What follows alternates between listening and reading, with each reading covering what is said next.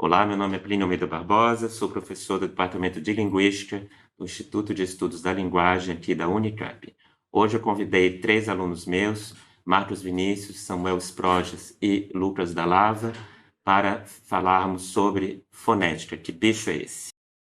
Símbolos fonéticos não são desconhecidos para as pessoas em geral. A gente vê por aí, sobretudo fora do país, esses símbolos meio complicados que aparecem em bottoms, em camisetas, em canecas, e tentam ensinar para a gente, de alguma forma, a forma como nós devemos pronunciar os sons. Como a gente pode ver ali do lado direito, os símbolos para o som da palavra coffee, café em inglês. Tá? Esses símbolos são aqueles que a gente comumente vê nos dicionários de língua, tanto os monolíngues, quando a gente vai querer já estar num estágio mais avançado da língua, quanto os bilíngues, em que esses símbolos aparecem normalmente entre colchetes, com alguma explicação de como o som deve ser pronunciado, dando também exemplos de palavras com a pronúncia daquele som. Mas ensinar a pronunciar não é apenas ensinar a ler aqueles símbolos, é também aprender ou corrigir posturas dentro da nossa boca. Então, ali do lado esquerdo, vocês podem ver 2 posturas diferentes da língua para fazer o som I, que é aquele som ali que está no perfil vermelho, e o som U, que é o som que está no perfil azul, que está mais a posterior, mais a parte de trás da boca. Vocês podem ver à direita dele também, que tem o perfil da língua em 2 cores também, vermelho e azul, onde a cor vermelha marca o perfil da língua quando a gente faz uma vogal nasalizada como an, que a gente pode ver no perfil azul, que é da vogal A, que é diferente. Isso na mesma língua, português. Mas quando a gente compara sons de outras línguas, como por exemplo o inglês americano ali à direita, a gente vai ver que o perfil da língua dentro da boca muda bastante, do I para o E, para o A e para o U do inglês. Aprender a língua também é aprender a fazer uma reeducação, vamos dizer, postural desses articuladores na nossa boca.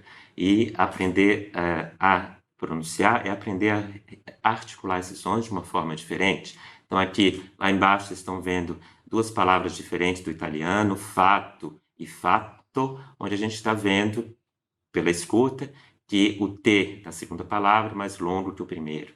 Tá? Se a gente for comparar no mesmo português, o português brasileiro com o português europeu, a gente vai ver que o brasileiro, na palavra fato, não tem o "k", e o português europeu tem facto. Então, tudo isso, como está se vendo entre colchetes, está sendo indicado com símbolos diferentes, mostrando como as coisas têm que ser pronunciadas.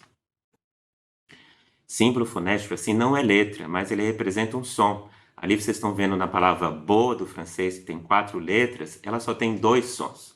Na palavra psychology do inglês, você está vendo que aquela primeira letra P não é pronunciada, porque ela não aparece no símbolo, nos símbolos entre colchetes. Né? Lá embaixo vocês estão vendo umas letras do alfabeto cirílico, que a gente às vezes nem sabe pronunciar, mas entre colchetes a gente está vendo que aqueles 3 letras são pronunciadas como dva, que é um som do russo. Dito tudo isso, a gente pode ver que nos sons da fala humana existem consoantes e vogais. Todo mundo conhece isso. Mas se a gente for comparar os sons nos animais, a gente vê que a gente não reconhecer, não consegue reconhecer sons como esse que nós vamos escutar agora. Jord. Jord. Agora a gente não sabe o que isso está querendo dizer, é um som do sueco, uma palavra do sueco, a gente sabe imediatamente que isso é um som da fala humana. Chal, chal, chal. E esse também, a gente reconhece consoantes e vogais. Mas no caso de vocalizações animais, nós não somos capazes de reconhecer consoantes e vogais, como nesses 2 sons, que são chamados latidos de capivaras, em que são distintos, conseguimos ver que são diferentes. Esse primeiro é a capivara chamando as demais para se alimentar, e o segundo é um som da capivara alertando para o perigo. O mesmo a gente pode fazer para ações de lobos-guará. Né? Pode ver claramente que a gente não consegue identificar consoantes e vogais nas vocalizações animais.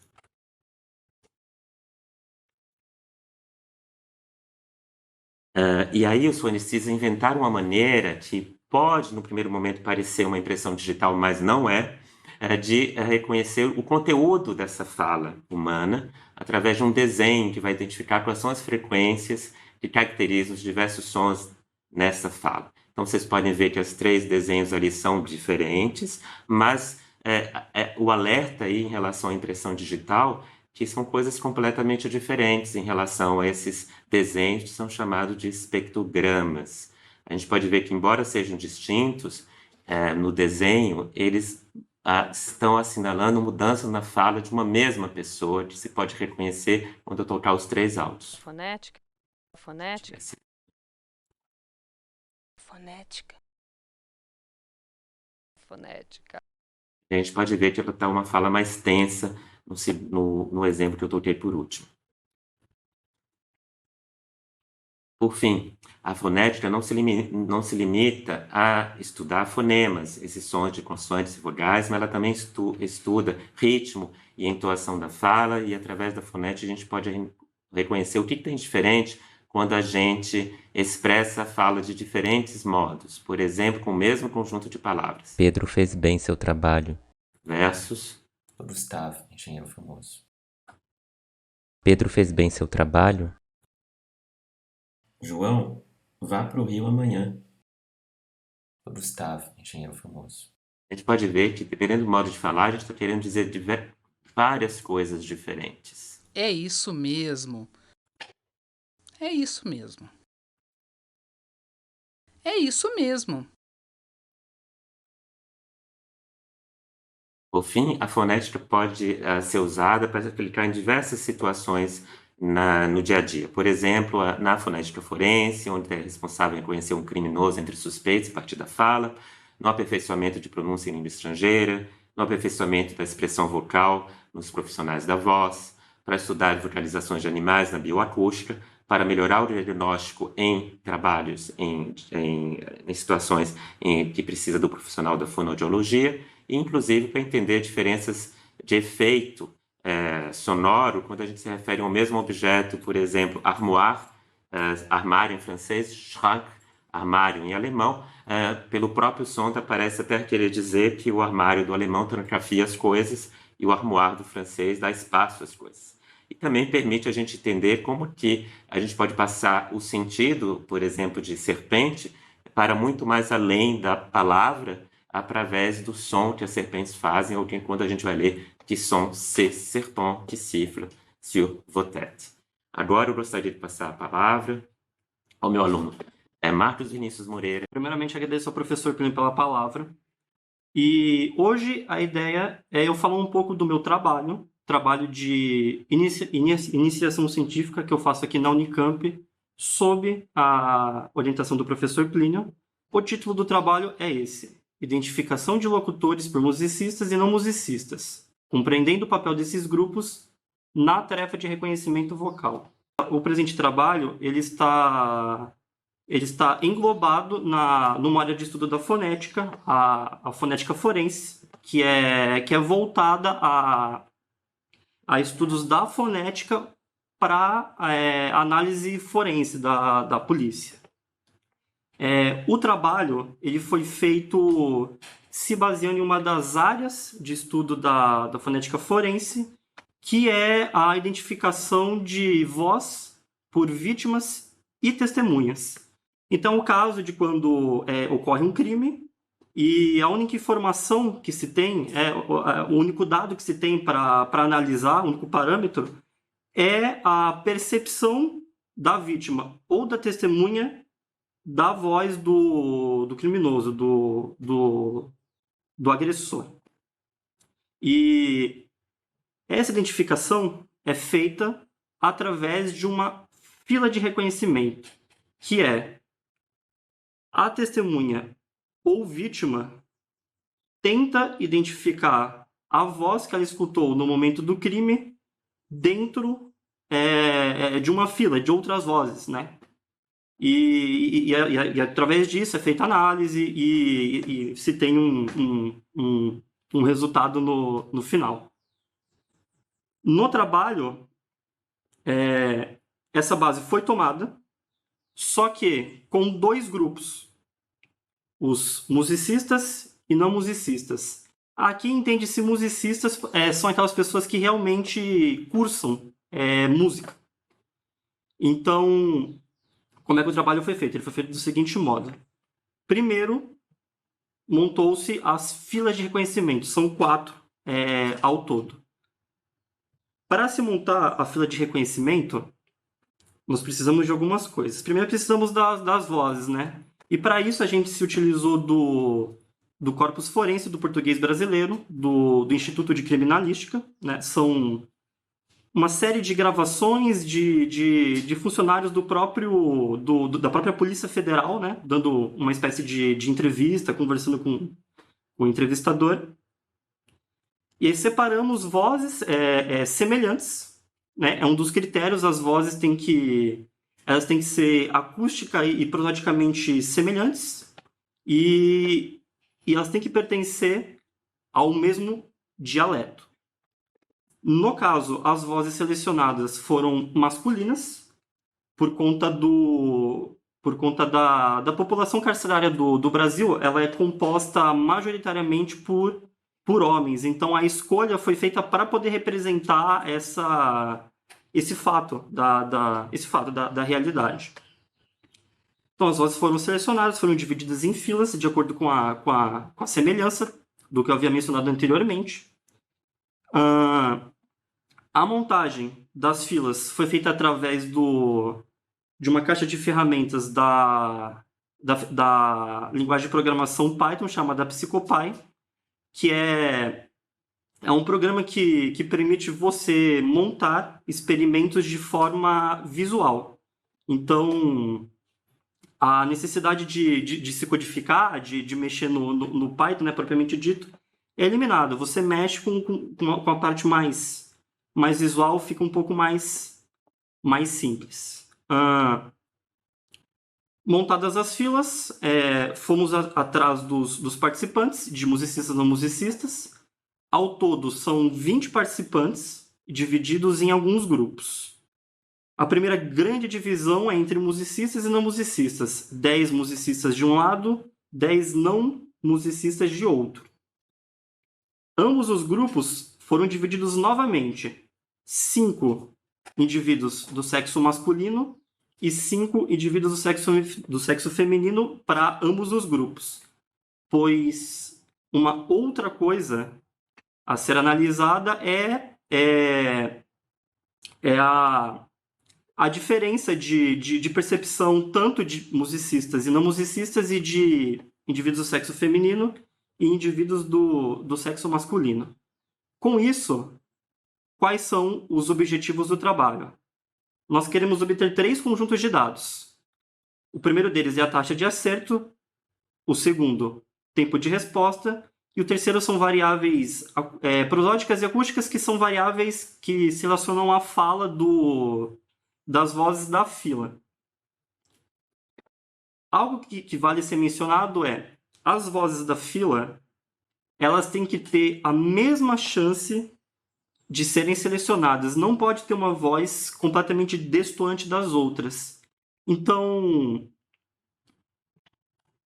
tanto quanto a taxa de acerto, a resposta do participante é importante da mesma forma. Então, não importa tanto se ele acertou ou não. Claro que até certo nível sim, mas o que importa mesmo é a resposta que ele deu, porque através dela nós podemos analisar por que tal voz foi escolhida em detrimento da outra. Aqui eu trouxe uma das filas do trabalho. Você aí de casa, o intuito é que você tente identificar a voz, e a fila funciona dessa forma. O primeiro áudio é a voz-alvo. É aquela voz que deve ser procurada, deve ser identificada nos áudios seguintes. Vai ser tocada só uma vez, a ideia é que seja só em uma passagem de som, e entre cada voz tem um intervalinho de 5 segundinhos. Após a fila eu informo qual é a resposta correta. Principalmente contra a família que a televisão faz hoje. Então, se você né, preza pela tua família, a primeira coisa que você faz é não ligar a televisão. Porque se você ligar, você vai só ver um trabalho que está ali para acabar com a família, né? Isso é muito triste, né? O poder que tem uma televisão de poder construir, ela usa esse poder para destruir. Incrível como ela consegue fazer isso e procura fazer isso com muita sutileza. E hoje em dia nem mais sutileza tem, antigamente até tinha, né?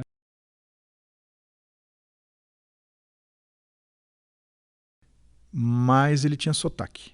Isso ele nunca perdeu. E ele via televisão espanhola o dia inteiro. Principalmente, claro, depois que aposentou-se, né?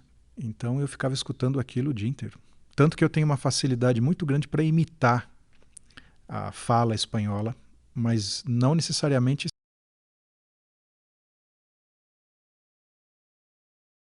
Na época que eu fiz, eu tava fazendo faculdade, duro de grana, o negócio é caro. Era um hobby muito caro pra mim na época, eu desisti. Mas. E assim, eu vi os saltos que eu fiz lá dentro da FAB, cara.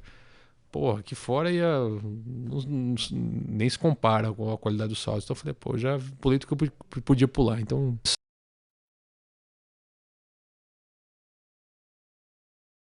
Tanto que esse diretor, a gerente de RH, me pegou para conversar um dia, falou, pô, parece que você tá abatido, aconteceu alguma coisa, quer conversar? Eu falei, não, eu tenho um problema sim. E é aqui na empresa. E contei para ela o que estava acontecendo em relação com esse cara, né? Que eu tava sendo. Não só eu, mas quem trabalhava com ele, só que ninguém tinha coragem de falar. E eu falei, não, eu tô com.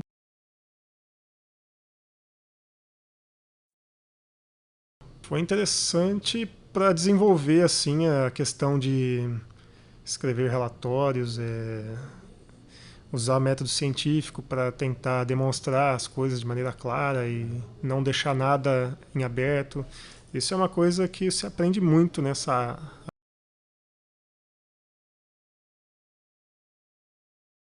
Por problema de joelho, eu parei de jogar futebol, eu jogava. Aí cheguei a engordar muito por causa disso, cheguei a engordar mais de 10 quilos, bem mais, 15 quilos. Agora que eu tô fiz tratamento do joelho ano passado. Agora que eu voltei a praticar esporte de novo, fazer musculação, fazer alguma coisinha, mas bola já era. Parece ser uma tarefa fácil, mas na realidade não é. Se você ficou entre a voz 1 e a 3, que foi o que aconteceu até agora com a maioria dos participantes, a voz correta era a voz 3. É isso, agradeço, muito obrigado. Passo a palavra agora para o meu colega de graduação, Samuel Sprodes, que vai falar um pouco do trabalho dele. Então, eu vou falar aqui muito brevemente sobre o trabalho de pesquisa que eu desenvolvi, sob a orientação do professor Plínio, como o Marcos, trabalho de iniciação científica também. Um trabalho que se chama Variação em Estilos de Elocução, a caminho de uma compreensão da variação prosódica inter-interlocutor. Isso, de uma forma bem simples, a gente está buscando estudar como que diferentes pessoas falam de formas diferentes e como uma mesma pessoa pode falar de uma forma diferente de si mesma, a depender da situação. Sendo diferentes pessoas falando de formas diferentes, a variação interlocutor e a variação intralocutor, como uma mesma pessoa difere de si mesma. Para fazer esse estudo, nós fizemos uso de gravações que foram coletadas de participantes que toparam fazer a parte da pesquisa. Essas gravações foram analisadas para nós descobrirmos como que caracterizava, o que caracterizava cada uma das produções de cada locutor. Foram feitas 3 gravações por locutor em diferentes situações. E a partir dessas gravações, nós montamos filas de reconhecimento, muito parecido com o trabalho que o Marcos acabou de descrever, com o objetivo de que outros participantes viessem a escutar essas filas de reconhecimento e tentar reconhecer um áudio correspondente a um alvo, como vocês acabaram de fazer.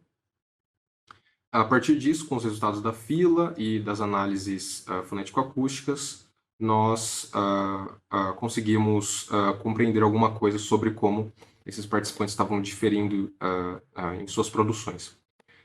Essas 3 produções que cada um dos participantes gravados realizou foram baseadas em textos. Inicialmente, eu fornecia ao participante um texto para que ele lesse.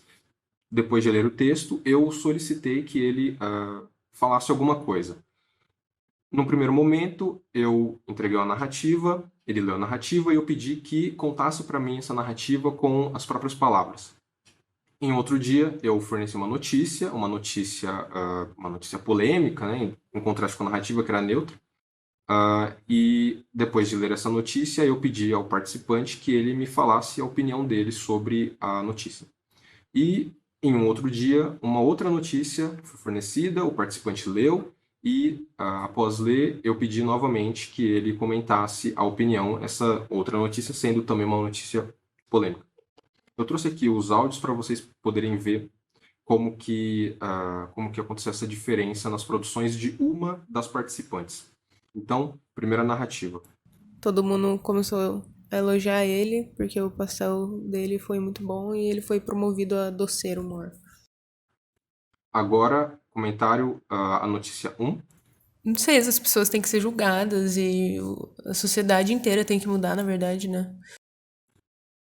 E agora o comentário, a notícia 2. Nossa, mano, tadinha a mulher, velho. Tava só andando de bike. Não se pode nem andar de bike mais.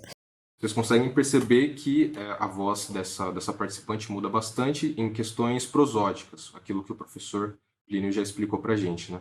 Essa questão da música, da fala, a entoação, o ritmo, e é justamente isso que a gente está buscando estudar. Aqui nós temos os resultados, vocês conseguem ver aqui nessa tabelinha, para cada fila, né, foram 3 filas montadas para cada gênero. Vocês conseguem ver o número de identificações corretas. Quantas pessoas das 10 pessoas que ouviram essas filas acertaram no reconhecimento. Vocês conseguem ver que algumas filas os participantes tiveram muito mais facilidade, muito mais participantes conseguiram acertar, enquanto que outras foram mais difíceis. Aqui os nossos resultados, ao cotejar isso com esses dados dos acertos com as análises fonético-acústicas, nós conseguimos verificar que foram produzidos diferentes estilos de elocução por meio do experimento, né? As diferentes situações com diferentes textos bases, diferentes orientações, fizeram com que os participantes falassem em diferentes estilos em cada momento de gravação. Nós também conseguimos observar que, em geral, parâmetros isolados, né, características isoladas da fala da pessoa não são o bastante para diferenciar entre os gêneros. Você precisa de várias características, elencar várias características para conseguir distinguir entre esses gêneros, esses diferentes estilos de elocução. Além disso, a gente também verificou uma interferência do gênero dos falantes na sua forma de variação, porque diferentes parâmetros eram necessários para diferenciar entre os estilos das gravações femininas e os estilos das gravações masculinas. E, por fim, as pessoas, os juízes que ouviram essas filas de reconhecimento montadas a partir desses áudios, tiveram dificuldade nas filas em que o alvo a ser reconhecido era prosodicamente mais próximo de um áudio que não correspondia a ele. Foi mais ou menos a nossa pesquisa, e agora eu passo a palavra ao Lucas, ou doutorando aqui no Instituto de Estudos da Linguagem. Bom, primeiramente, obrigado Marcos, Plínio e Samuel, principalmente pela palavra. E como doutorando e especificamente da área de fonética e fonologia, trago também algumas coisas que são um pouco mais gerais, só que eu julgo muito interessantes sobre a área. Então, já começo fazendo uma pergunta que é o que a fala tem a dizer, o que ela significa para a gente, em que a gente percebe que nossa própria fala muda de acordo com o contexto que a gente está inserido, e diante disso a gente tem várias maneiras diferentes de se expressar. A pergunta que eu faço é por que a gente faz isso de fato? Tudo isso tem uma estratégia da forma que a gente vai se comunicar de acordo com o meio que a gente está, e a gente quer passar algum tipo de mensagem. Então a fonética consegue trazer alguns aspectos importantes que a gente pode medir, que a gente pode observar com mais detalhe, que eu acho que é muito importante dessa área. Então, é através da fala também que a gente é capaz de ativar memórias devido aos aspectos individuais da fala de alguém. Então, você tem uma memória afetiva, você guarda alguma coisa, um trejeito, uma forma de se expressar que algum parente querido, um amigo ou alguém tinha próximo de você que você guardou com carinho. Às vezes ela é ativada de maneiras que você tem um déjà vu ou alguma coisa do tipo. A nossa fala também depende do funcionamento dos articuladores e dos processamentos linguístico e auditivo. Quando eu trago isso, um ponto que eu acho muito importante é que vocês já devem ter percebido, ou pelo menos notaram, algumas divergências em pessoas que têm alguma perda auditiva ou têm alguma alteração na forma de processar, né, o som que está chegando no cérebro, e você vê que ela produz um tipo diferente de fala, alguns aspectos bem particulares. Então, isso também é uma relação que a fonética consegue traçar e consegue observar com mais detalhes. E, claro, você pode perceber que a produção da fala ela é algo que, apesar de ser subjetivo, é algo individual, cada sujeito tem o seu, mas também é uma coisa que é importante de ser compartilhada. Então, você traz algo de dentro de você para fora para o grupo. Então, a forma que você se expressa, ela identifica você, mas tem uma identificação dentro de um grupo, que a fonética consegue observar que temos alguns padrões de acordo com o país, estados e coletivos minoritários. Então, são traços bem importantes de identificação e reconhecimento de um próprio povo.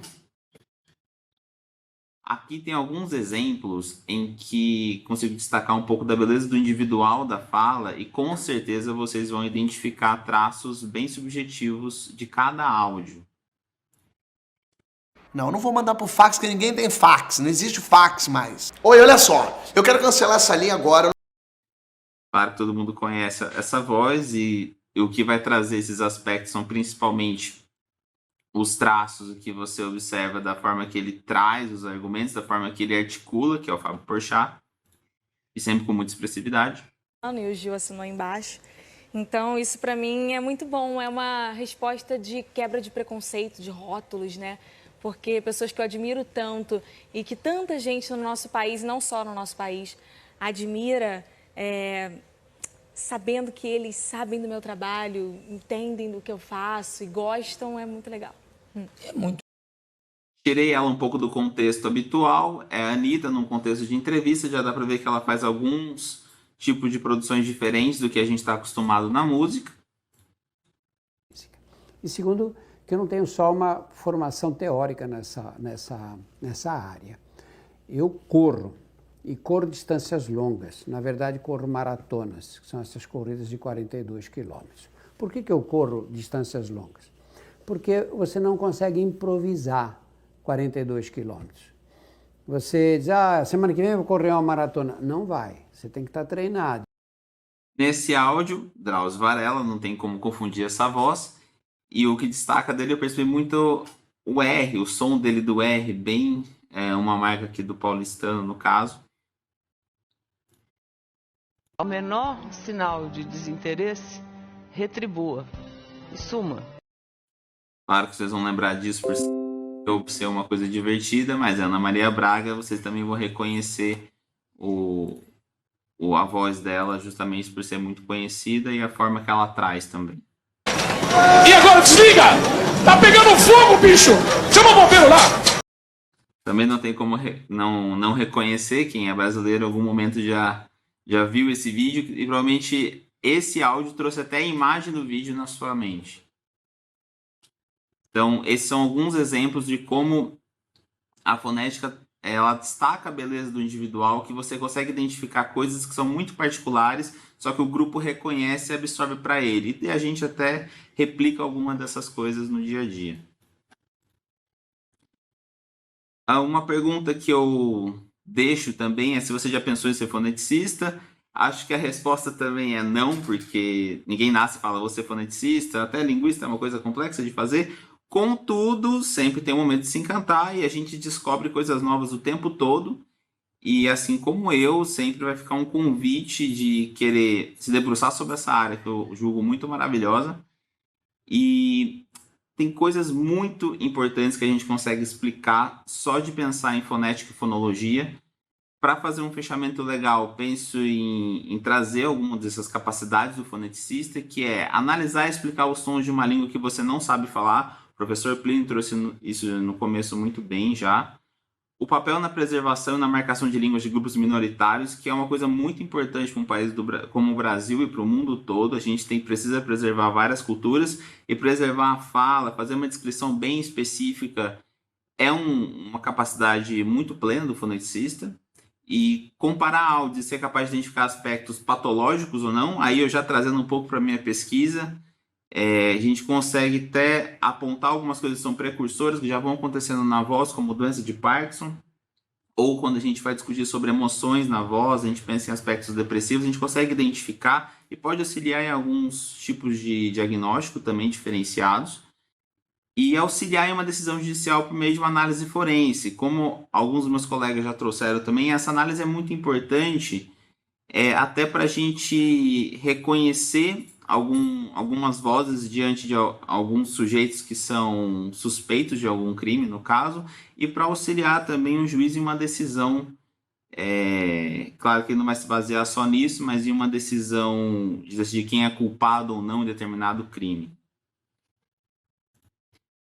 Bom, acho que a gente trouxe, de maneira geral, um pouco do que é a fonética e a fonologia, mas mais a fonética consegue abarcar e consegue trazer de beleza para vocês. A gente espera que vocês tenham aproveitado o máximo possível. Em nome de mim, claro, Lucas e os meus colegas Samuel, Marcos e Plínio, agradecemos muito e sempre estaremos à disposição para quaisquer dúvidas. E, bom, acho que é isso.